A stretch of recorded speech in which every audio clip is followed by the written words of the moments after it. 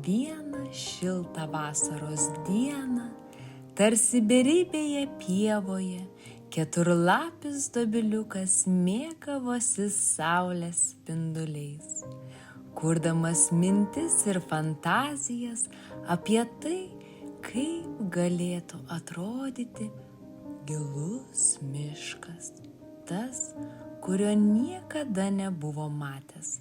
Girdėtos kitų dobiliukų istorijos ne tik augino susidomėjimą, bet ir skatino pažinti dar nematytą miško pusę. Šalia jo šnekučiuodavosi kiti dobiliukai, augantis netoliese, tik kiek tolėliau nuo saulės spindulių. Visi jie turėjo 3 lapus, o kai kurie net nežinojo, kad gali būti kitaip.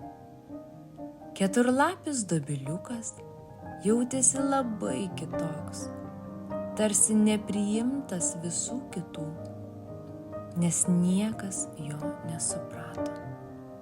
Ar tu iš kitos pievos, jei turi daugiau lapelių nei mes? Kandžiai sakydavo jie. Visi mes esame dobiliukai, tik tu esi kitoks.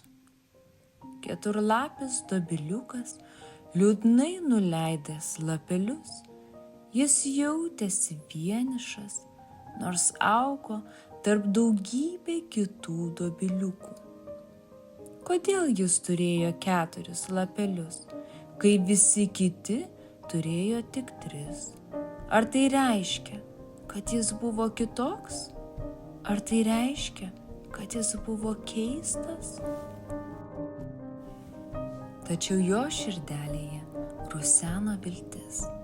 Jis vis dar svajojo apie gilų mišką, apie aukštas pušis, paslaptingus takelius ir upelius.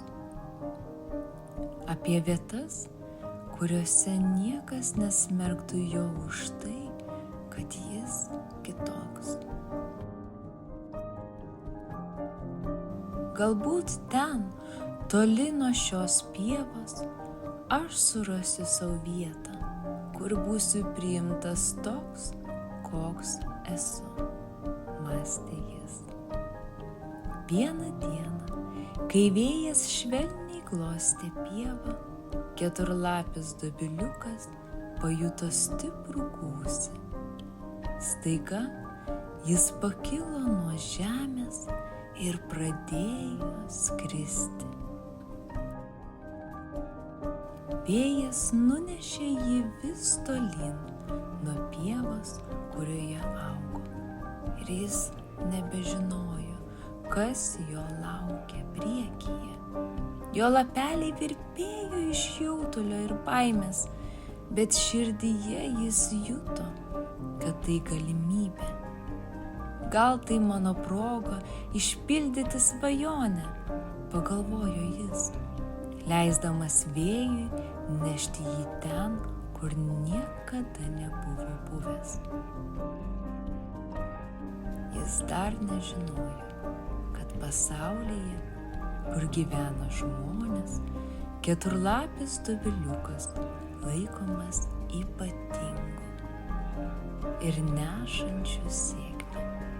O galbūt vieną dieną apie tai sužinos ir jis.